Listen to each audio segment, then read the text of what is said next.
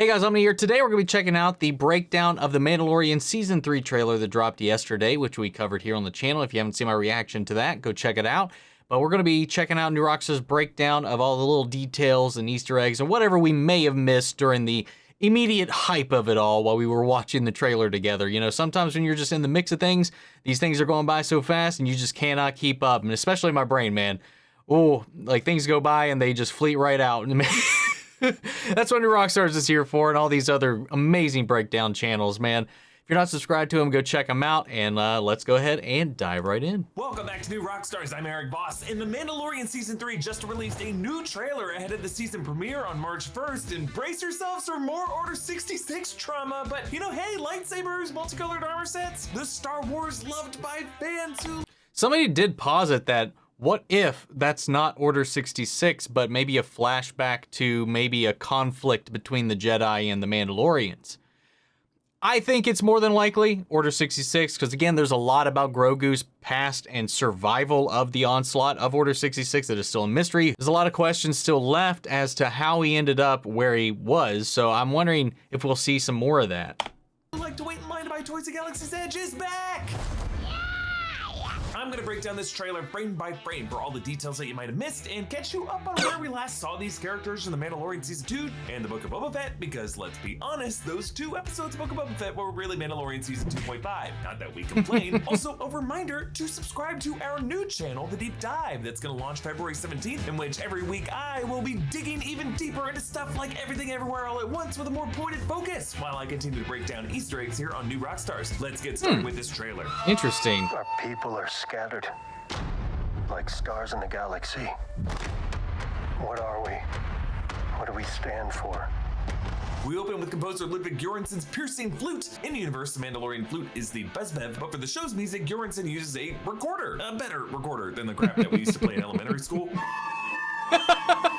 We see a group of seven Mandalorian armored figures hiking across a rocky desert terrain that looks a lot like Arizona or Utah, or the volume's impression of them. Actually, if you look closely through the haze, leading them appears to be Bo-Katan, with Din Djarin to the left of her, but there are even more Mandos in this magnificent seven, ones with a variety of colorful mismatched armor. There's a shot of 4 of them thumping their armor in unison, followed by a shot of red and white armored one with a rifle and jetpack, turning back toward a red and teal plated Mandalorian with an interesting signet on his shoulder, maybe a wolf like the Loth Wolf, and behind him a tan and green helmeted thick boy, and then a 4th blue helmeted one in the background on the right. And then this shot we saw in the D23 trailer of Din Djarin stepping past 3 more. There are 2 white helmeted ones and then another orange helmeted one. The white helmets could be part of the Night Owls, who do have thinner, more angled helmets with the visors and more of that avian Y shape than the classic Mandalorian T shape. All in all, we are just seeing a lot more than 7 Mandalorians across all these shots. So this group of 7 in the distance may be Bo-Katan leading Din Djarin and her other remaining Night Owl group, including Koska Reeves and Axe Woves, whom we met alongside Bo-Katan in Season 2 on the planet Trask, and then some others, like the white helmeted ones, all on a hike to meet up with a bigger group of Mandalorians from various other clans who have been scattered across the galaxy. God, I cannot wait. In Book of Boba Fett Episode 5, the armorer shared her perspective of the history of Bo-Katan after Bo-Katan wielded the Darksaber at the end of Rebels, when she hoped to reunite the scattered Mandalorian clans under her rule and retake the planet of Mandalore, but failed because, according to the armorer, the Darksaber was not won by combat, and that brought a curse upon Bo-Katan's house. Bo-Katan Kryze was born of a mighty house, but they lost sight of the way. Her rule ended in tragedy. They lost their way, and we lost our world. Had our sect not been cloistered on the moon of Concordia, we would have not survived the Great Purge. So I think what's really going on here is that Din Djarin and Bo-Katan have called a Congress of Representatives from all surviving Mandalorian clans, gathering them on Concordia. Concordia does have a terrain that looks kind of like this. Their goal is to try to organize all the Mandalorians into some unified body, and then maybe to democratically select a new leader, create a new system of government. But, you know, since these are Mandalorians, or finally come together to take back Mandalore. It'll just devolve into partisan bickering, because Mandalorians like to solve their problems by fighting. Now, back in the Book of Boba Fett, Din Djarin told the armorer that he would next go to Mandalore to be forgiven for his transgressions. Remember, that transgression was removing his helmet. His clan never ever does that, and she said that he would have to go to the living waters beneath the mines of Mandalore. Also, a reminder that things did end frosty between Din Djarin and Bo-Katan after Din won that Darksaber in combat from Moff Gideon in the Mandalorian Season 2 finale, which really complicated Bo-Katan's goal to redeem her humiliation among all the other Mandalorians. And now it kind of sounds like Din Djarin is stepping up as that presumed leader. He says, our people are scattered like stars in the galaxy. What are we? What do we stand for? It sounds like our man is speechifying. He's appealing to all these scattered Mandalorians to rediscover a common culture and creed. You know, as much as I love the mystery of Grogu on the show is called The Mandalorian, and that to me is the strongest thematic undercurrent of the series. I agree. Let's move on to the next section. As much as I love the mystery of Grogu and all that stuff, and Grogu as a character and a concept and as a foil to Mando, I am the most interested in the Mandalorian culture, history, and, you know, creed, where they go from here, like building that out, because it's just not gotten a lot of attention in the current canon and all that, and I just love seeing it. One other thing, as far as, you know, we've seen a lot of Jedi stuff too, but the only other thing I would like to add, and I've talked about this many times before, I would like for them to touch on a little more than they have the actual conflict between the Jedi and the Mandalorians, maybe some of that history with Tar Vizsla, and even further back, maybe if they could reference the war with Revan and all of that even further, that would be even, that's just, again, got his mask right there. I would love to hear some more stories about maybe taking that farther back with the relationship between the Jedi and the Mandalorians, especially considering Grogu is now kind of on this path to being this hybrid of the two. Being a Mandalorian is not just learning about how to fight. You also have to know how to navigate the galaxy. So Din Djarin pilots his N1 Naboo starfighter. Remember, he got that from Pelimoto in the Book of Boba Fett. They remodeled it silver. The original astromech port replaced with this bubble dome jump seat for Grogu to ride in. Now in another shot, Grogu actually moves back to Din's lap. I guess the back seat's too far away from Papa. It actually looks like here that Din is sleeping as an astromech pilots from the back from a new port that is located behind Grogu's jump seat. Now this fighter is flying at freaking hyperspeed, which is pretty crazy because the Kineso switch that Moto installed previously only allowed him to accelerate to really high speeds that looks like hyperspeed, but really was not hyperspeed fully. It's just not common for fighters of this size to have room for hyperdrives, but you know, with Luthen Rael's Fondor Hallcraft and Andor, just seems to be something Star Wars is doing more often. Now, Din Djarin tells Grogu that to be a Mandalorian means learning how to navigate the galaxy, which is pretty sad because it means that to Din Djarin, a definitive aspect of Mandalorian lifestyle is to be a wanderer. On to the next clip. That way, you'll never be lost.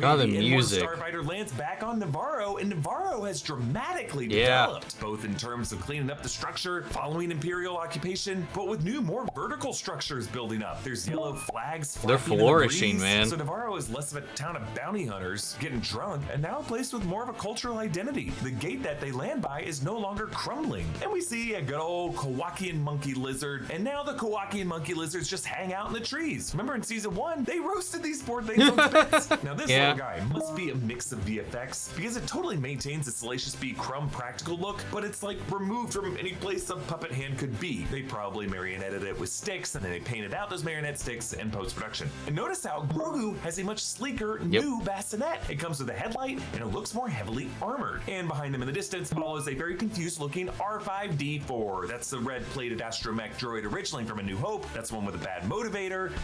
It's so funny that this droid is getting this kind of an arc this late and everything. It's hilarious to me that the life of this droid after this happened.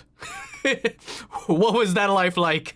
He showed back up in Pelimoto's shop and now serves as Din Djarin's astromech. And why? I wouldn't trust this busted dumbass to be my DD. Hey! Greef Karga is now the magistrate of Navarro and seems to have Steve Harvey's wardrobe budget. He and Din Djarin shake hands at the foot of the IG-11 statue that stands in the town square ever since he sacrificed himself to save them in season 1. Notice how that statue props his foot on, what is that? Yep, that is the helmet of a stormtrooper. Din and Grogu pilot didn't notice that the before. atmosphere, perhaps making their descent to the ruins of Mandalore or wherever Bo-Katan is, because later we see Mando in the throne room where Bo-Katan sits in the previous trailer, and his helmet is covered in raindrops there. It's also possible that they're approaching the rainy Kamino planet to investigate Pershing's cloning operation. Not really sure. It rains on lots of planets, not just on Kamino. On to the next section. I'm going to Mandalore so that I may be forgiven for my transgressions.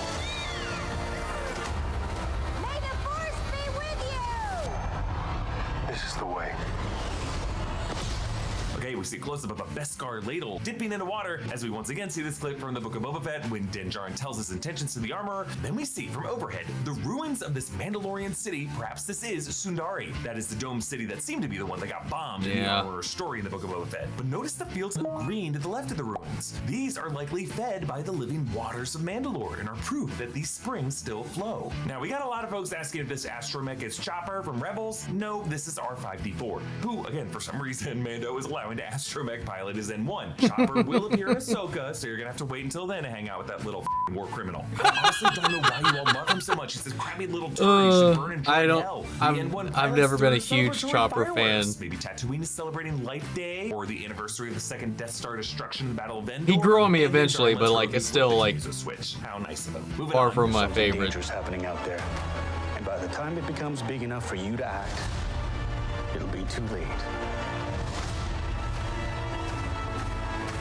Whoa, we got a few glub shitos here. First off, we are back on Coruscant. This is the first time we've seen it in live action in this era of Star Wars. I guess since George Lucas added it to the victory montage of the Return of the Jedi Special Edition. And our old friend, Dr. Pershing, is visiting. Remember, he was the one trying to get Grogu's genetic material in Season 1 on behalf of Moff Gideon. And based on the Kaminoan looking patch that he was wearing at that time, the assumption has always been that it could be part of some Palpatine cloning plot. More than likely. Tiva returns with a new patch of his own that looks a bit What's like a Rancor? If you ask me, he warns of something dangerous happening out there. Perhaps the rise of the First Order. We enter a cave with light pouring in. I need more Teva, man. I think we had the Rangers of the Republic or whatever that show was going to be called that got kind of scrapped. I imagine he was going to be a big part of that. And I hope they find a way to like keep growing on that because he's been monitoring all of this weird stuff that's been going on in the Outer Rim, you know.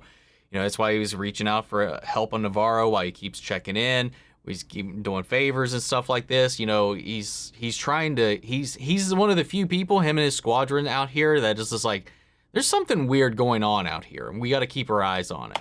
From above, and a blue glow in the distance, maybe the mines of Mandalore leading to the living waters, and Mando pulls an old helmet out of the dirt or maybe out of the ash. This could be one of the victims of Sundari's bombing. When those droids were mowing through the ash, we did see some Mandalorian helmets buried in the foreground. And perhaps the most striking shot of the trailer, a scene from the Jedi Temple as 4 Jedi with their lightsabers drawn, bracing for someone with another lightsaber cutting through a door. Now, I checked, these 4 Jedi are not any Jedi that we know. None of these 4 are Sindralic. We saw security footage of Anakin killing him somewhere else. But yes, this does look like this season will return again, tragically, to the night of Order 66, making this the likeliest person to be cutting through the door, probably Master Anakin. What if it was well, no. I was going to say, what if it was when they stole the Darksaber back? But that doesn't line up. That doesn't make sense.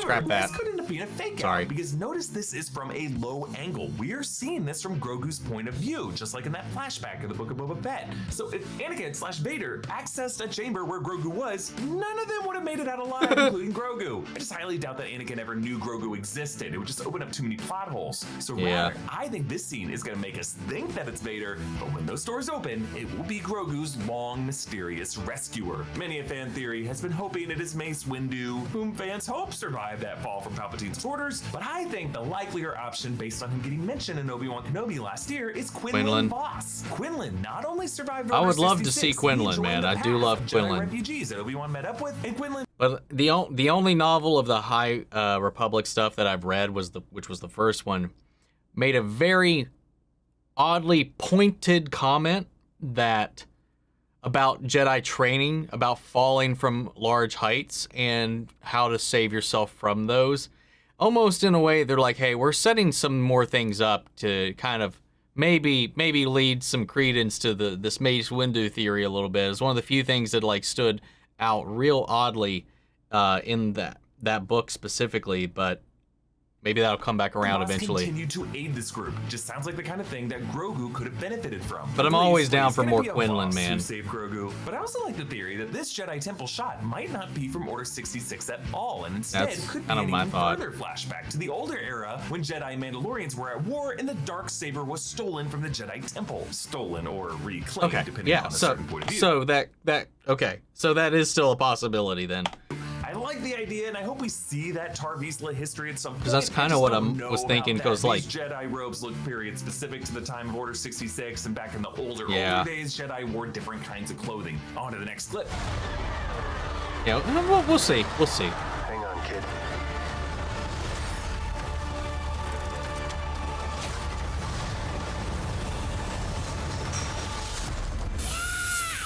Oh, it looks so good. Mixed up in a chase. He's actually piloting a Mandalorian Gauntlet starfighter. He's fleeing a group of TIE interceptors. Now remember, these Gauntlet fighters were piloted by the Death Watch during the Clone Wars. And then we visit this droid bar that has a mix of astromech droids and holy crap, battle droids. Battle droids. What the hell are these things still doing around at this point in history? I mean, I don't care. I love it. But it looks like this bar is droid exclusive. Like maybe it's of alcohol. They just kind of plug in and recharge. Maybe they power down just enough to take the edge off, make them forget how much they hate their kids. Then we see this group of blue armored Death Watch Mandalorians plunging from a drop ship. I love this shot. We saw it in the celebration footage, we saw in the D23 trailer, and now it looks like they are attacking Navarro or engaging in some kind of conflict that is set in Navarro. Because that mound on the left of Paz Vizsla is the same base of the IG-11 statue with the stormtrooper heads. It looks like the IG-11 part of the statue has been destroyed because now only 2 pieces of rebar poke up. So what the hell did you do, Paz? But yeah, it looks like we're gonna see some war break out between the 2 factions of the Mandalorian. One faction being the Death Watch, the Children of the Watch, and another faction being headed up by Bo-Katan and Din Djarin, the Night Owls, and whatever other allies from the scattered clans of the Mandalorians are able to recruit. And part of this fight, we see a Mandalorian tripping a Nikto to the delight of these Anzellans. This is the same race as Babu Frick, the best thing to come out of the Rise of Skywalker.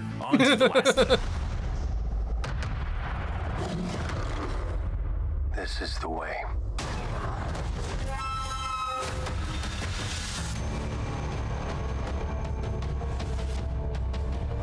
So our boy Grogu has been weaponizing the Force. And in this case, he's using a Force push on some kind of Wookiee-like species. I thought maybe this might be a Talos from Grogu Plutona and Clone Wars, but those things kind of what I thought too, but no. Very differently shaped eyes. I don't know. This would just be I don't know. I have no idea what that is. On what we saw in Clone Wars. Also, this planet doesn't look cold enough for a Talos. Really, this just looks something from Ralph McQuarrie's concept art. Whoever this fella is, he carries a jade-colored blade or a kind of axe that falls out of his hand when Grogu tosses it backward. Overall, folks, this season looks really, really good. Dude. I think it's gonna be a season that lives up to the Mandalorian's name and premise. An arc that explores Mandalorian culture and history on a level that we haven't really seen yet. And I cannot wait to break down every episode starting March 1st, right here on New Rockstars. Me either, man. I cannot wait. Subscribe to New Rockstars' new channel, The Deep Dive, launching February 17th. With I'm gonna have to check out this new channel. You can follow it on all socials at Deep Dive NR. You can follow me on Instagram and Twitter at EAVoss. Follow New Rockstars and subscribe to New Rockstars for breakdowns and theories of everything you love. Thanks for watching. Bye.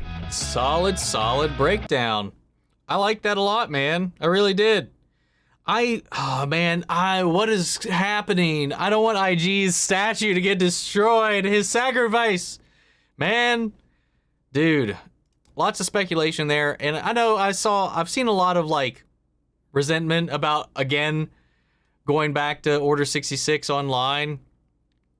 I don't care. I personally don't care. We can revisit that as many times as possible, and it's not going to bother me one way or the other. But I would like to see maybe some other things. Maybe it is like a subversion, that's where our minds are meant to go. We still have questions around Grogu's escape, Grogu's past, how he ended up with the Nikto gang, and to begin with, what experiments was he even a part of? There's still a lot of questions there. But we are also very much so exploring the Mandalorian side of things, and like he posited, and myself too, even though I had a lot of doubt behind it when I said it out loud, is that what if this was when the Darksaber was liberated? And it's just framed that way to like, one, kind of throw us off, maybe not make us think about that, and maybe think about Order 66 or not. But like he said, like the cloaks and the way they've kind of tried to, over time here recently, give these other eras different looks.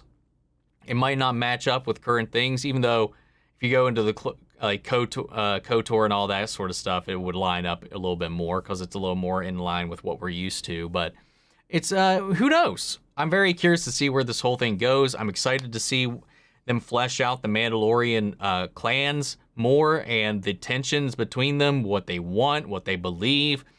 This union of them all. Like, are they at odds with each other in the beginning? Why are they attacking Navarro? Why are they hurting IG statue? Why are they there? That's the one thing, though. Like, if they start attacking, like, Navarro, unless it's, like, to defend it from something else, someone else is attacking Navarro, maybe I can forgive that. But, like, if they're just coming in wrecking shop, maybe after Din's friends, Din's going to have to make a call. I could also be jumping the gun because we don't know why they're there. But anyway, guys, great breakdown, great trailer. And I'd love to know your thoughts. So sound off the comments. Let me know your thoughts down below. We'll carry on the conversation after the video. If you enjoyed the reaction, make sure to subscribe. Stick around because we're going to be covering this show when it comes out. We covered all the Star Wars Disney Plus stuff here, and we're in the middle of Bad Batch as we speak. If you enjoyed the reaction, leave a like. Subscribe to New Rockstars, and I'll see you all in the next one. But before we go, I want to shout out our channel legends. Benny Sher, Ryan Karen, Jason Coleman, Philly Vane, Yori Corey Scott, Margaret Grace, Melita, Robert Anguiano, Raven McGann, Jeffrey Hale, M. Sephiroth, Jake Cantrell, and Amy Becca. Thank you guys so much for your continued support. That's it for this video, and I'll see you all in the next one. May the Force be with you, always. Take care, everybody.